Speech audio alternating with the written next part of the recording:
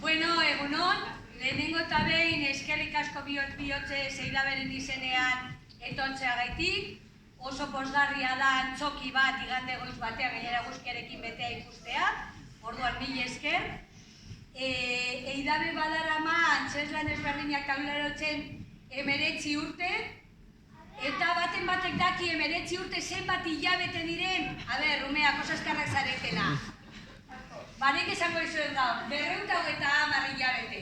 Orain arte gure buruei ere ez diegu galdera hori egin, baina gero antzerlan ikustean ulertuko duzue zergaitik galdera hori.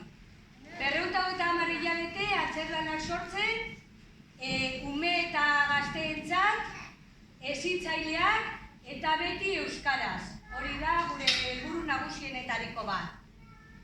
Gaur plazaratuko dugun antzerlana, gure 21. antzerlana da, Amama Irrifarren ondarea izenburua du, eta guretzat izan da antzerlan bat, baina askoz gehiago, proiektu bat.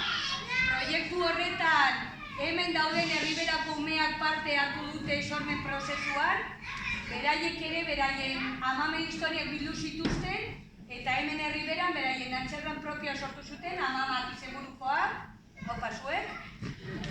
Eta